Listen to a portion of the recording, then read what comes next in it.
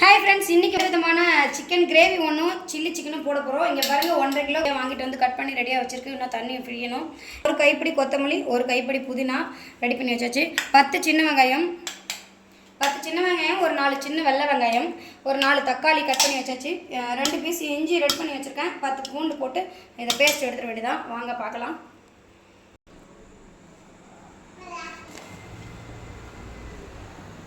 கொஞ்சமாக வானலில் லைட்டாக ஒரு 1/4 டீஸ்பூன் அளவுக்கு எண்ணெய் விட்டால் போதும். கரண்டி பெருசு, அதனால் 1/4 டீஸ்பூன் விட்டால் போதும். இப்போ 1 டேபிள் ஸ்பூன் பெருஞ்சீரகம், ஒரு பட்டை, 4 ஏலக்காய், 1 டேபிள் ஸ்பூன் ஜீரகம், 4 கிராம்பு, 1 டேபிள் ஸ்பூன் மிளகு எல்லாத்தையும் போட்டு லோ ஃப்ளேமில் வதக்கணும். 2 காம்போட மிளகா போட்டால் செம்ம டேஸ்ட்டாக இருக்கும். இதை லைட்டாக வறுபடணும். லைட்டாக வறுபட்டால் போதும்.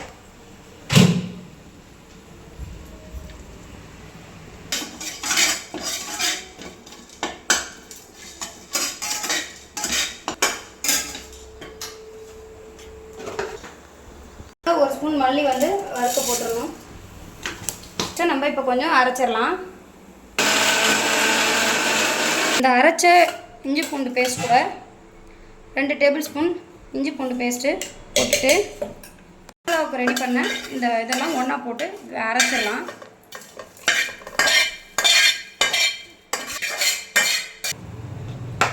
நம்ம ஒரு 2 கரண்டி எண்ணெய் விட்டுக்கலாம்.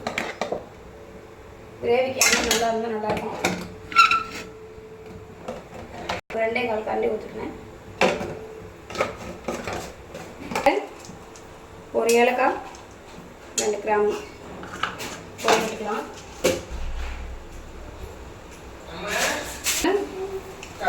ஒரு 2 பிரியாணி இலை சேர்த்துக்கலாம். ஒரு 4 பிரியாணி இலையை வாசனையாக இருக்கும். நல்ல பிரியாணி இலை எவ்வளோ சேர்க்கணும் அவ்வளோ வாசனையாக இருக்கும். 2 காஞ்ச மிளகாய் போட்டுக்கலாம்.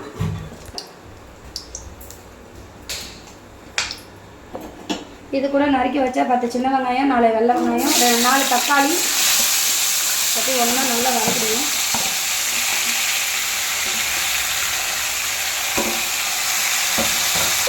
ஒரு 1 டேபிள் ஸ்பூன் உப்பு போட்டுக்கலாம்.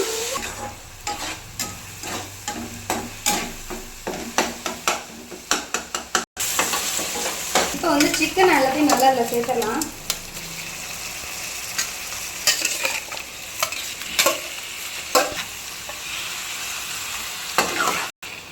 இப்போ இது கூட இந்த அரைச்சி வச்ச இஞ்சி பூண்டு பேஸ்ட்டு மசாலா, அதாவது காஞ்ச மிளகாய், மிளகு, ஜீரகம், பட்டை, கிராம்பு எல்லாம் சேர்த்தோம் இல்லைங்களா, அதை எல்லாத்தையும் இதில் போட்டு நல்லா வதக்க விட்டுறலாம்.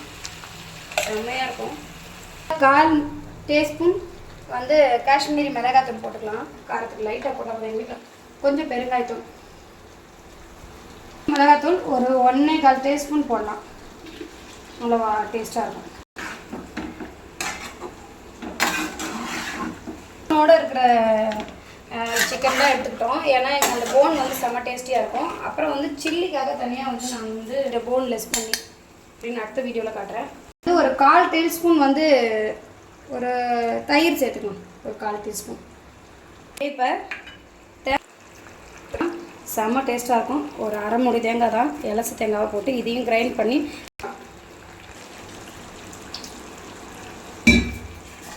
பொதுவாக எனக்கு எந்த பொருளையுமே வந்து வீணாக்க மனசு வராது. ஸோ எல்லாத்தையுமே நான் கரெக்டாக பண்ணுவேன். வாசனைக்காக சில்லி குழம்பு மசாலா லைட்டாக கொஞ்சம் வாசனைக்காக, நிறைய போடணும்னா லைட்டாக போட்டால் போதும். இதில் வந்து ஒரு கைப்பிடி புதினா போட்டுடலாம். அப்புறம் ஒரு கைப்பிடி கொத்தமல்லி முன்னாடியே தூவிடலாம். வதோன்னா நல்லா வாசனையாக வரும். ஒரு 10 கருவேப்பிலை. இப்போ ரெடி ஆகும்போது இப்போ கையோட, ஏன்னா இப்போ சில்லி நான் ஊற வைக்காமல் இருக்க டைம் ஆகுது. ஸோ நான் அரைச்சி வச்ச தேங்காய் இதிலே ஊற்றி நல்லா விழுத கொஞ்சம் கொதிக்க வச்சோம்னா நல்ல வாசனையாக இருக்கும்.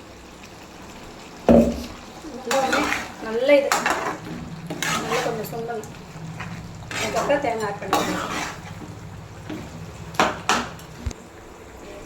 இப்போ இந்த அரைச்சி வச்ச தேங்காய் விழுத இதிலே சேர்த்து நல்லா கொதிக்க விட்டலாம். சூப்பராக இருக்கும். அவ்வளோதாங்க, சிக்கன் கிரேவி ரெடி ஆகிடுச்சு. மறக்காமல் நான் செஞ்ச மாதிரி நீங்களும் செஞ்சு பார்த்து டேஸ்ட் எப்படி இருக்குன்னு சொல்லுங்கள். இதை நல்லா ஒரு 10 நிமிஷம் நல்லா கொதிக்க விட்டோம்னா கிரேவி சூப்பராக வரும். சிக்கன் நல்லா வெந்திருக்குங்க.